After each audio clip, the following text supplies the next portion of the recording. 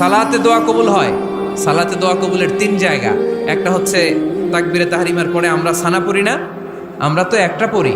আল্লাহর হাবিব সুন্নাহ এবং নফল নামাজে আরো পড়তেন সানা, ওই দোয়া কবুল হয়। দুই নম্বর জায়গা সালাতে সেজদায় পড়ে দোয়া করলে কবুল হয়। আকরাবু মা ইয়াকুনুল আবদু মির রাব্বিহি ওয়া হুয়া সাজিদ ফাকসিরু ফীহি দুআ। বান্দা যখন সেজদায় লুটিয়ে পড়ে, বান্দা আল্লাহর সবচেয়ে কাছে চলে যায়। তা কিন্তু বিশ্বনবী বলে, সেজদাটা তোমার রবের কুদরতি পায়ের উপরে পড়েছে। সেজদায় পড়ে দোয়া করেন। সালাম ফিরানোর আগে বিশ্বনবী দোয়া করতেন, লা ইউসাল্লিমান্না আহাদুকুম হাত্তা ইয়াতাআওয়াযা মিন আরবা'a।